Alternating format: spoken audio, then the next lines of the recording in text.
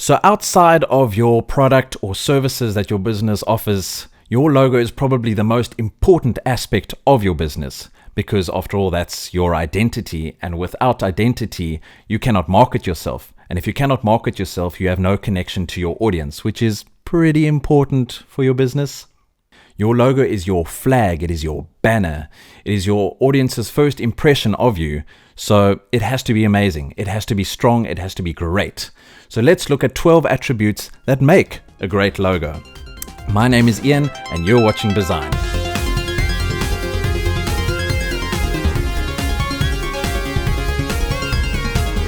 All right, 12 attributes of a great logo. Now, we're going to make this into two parts. We're going to look at 5 conceptual aspects, and then we're going to look at 7 practical aspects of effective logo design. So let's start by looking at the 5 conceptual aspects of effective logo design. Number 1, you want to keep things simple, kind of like the Apple logo. It is simple enough to be recognizable, yet it's not detailed enough to kind of lose its meaning. And here's what I mean by that. If we had to have a little scale where moving to the left is more detail and moving to the right is less detail, you kind of want to balance your logo somewhere in the middle.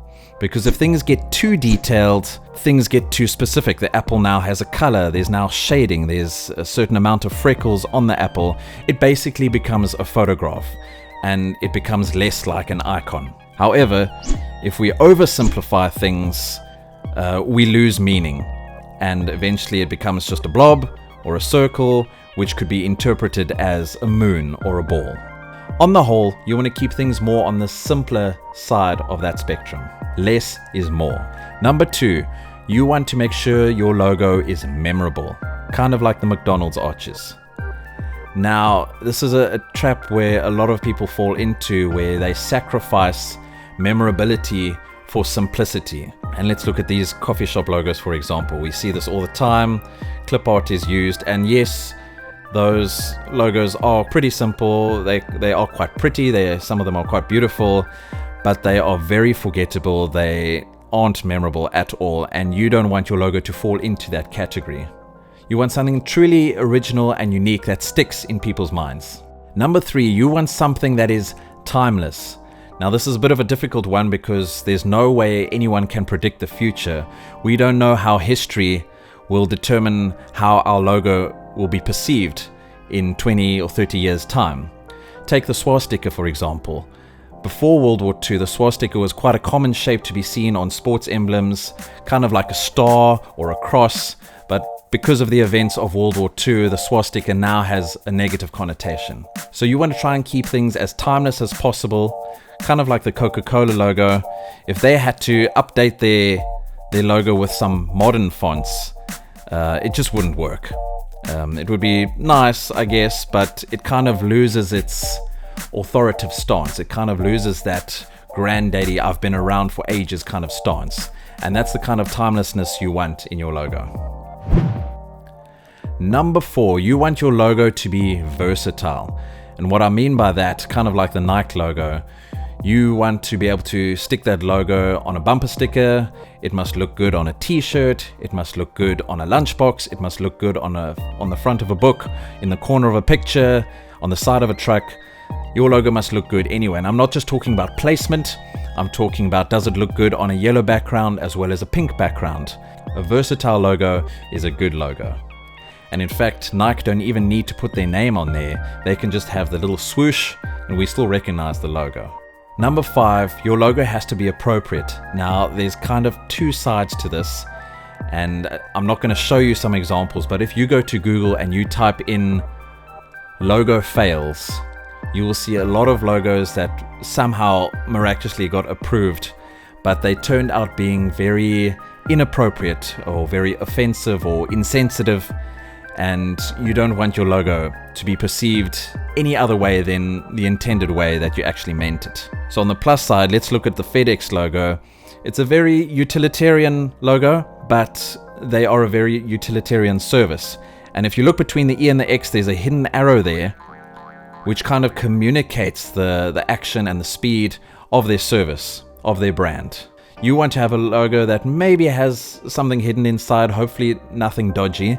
You want your logo to speak to or resonate with your intended audience. And there are the 5 conceptual aspects of a great logo design. So let's look at 7 practical aspects of effective logo design. Number 1, it must be able to contrast. Now what I mean by this is that sometimes we see logos and you don't want your logo to blend into a background at all.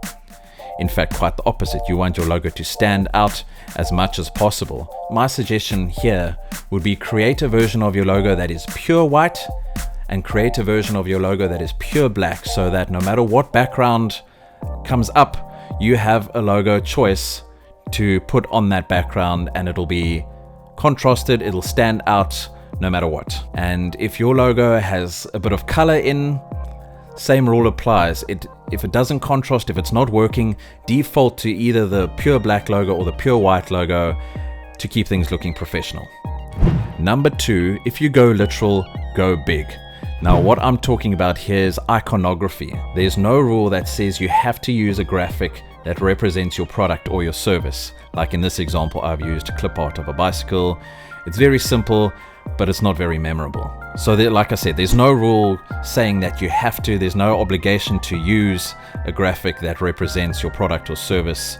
In fact, if you look at any of the automobile brands or logos, you don't see any cars.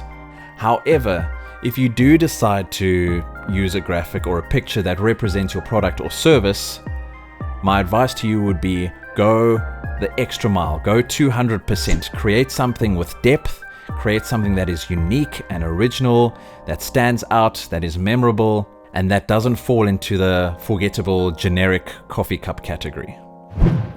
Number 3, balance your tagline. Now this is assuming that your logo has a tagline. As you can see in this example, the words essential camping gear kind of fight with the main body of text there, with the main logo text, and you don't want that to happen at all.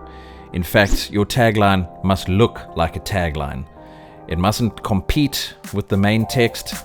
It must fit underneath it. It must be light. It must be readable. It must be small, and it must work. Number 4, give it space. Now, when it comes to physical space in real estate, it is wise to maximize the use of space. However, when it comes to graphic design, you are not obliged to use as much of the space as possible. In fact, quite the opposite. You want to give your logo a lot of breathing room, or as I like to say, you want to give the horse a lot of space to run around inside of his paddock, because it just looks pro, it gives your eyes a focal point to look at, and it gives some breathing space for your logo. Number 5, make it readable. Now sometimes we stumble upon a cool font, and to try and make it work, we squeeze things together, or we overlap things, whatever it is, and sometimes that just doesn't work.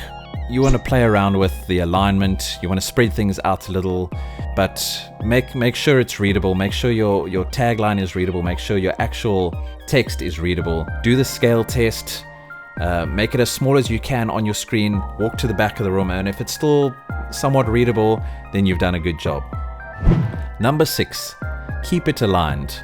Now the human brain loves balancing things, especially when it comes to simplistic things like a logo.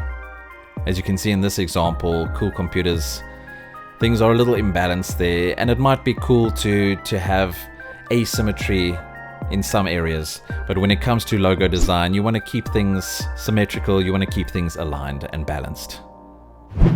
Number 7, don't follow the trends.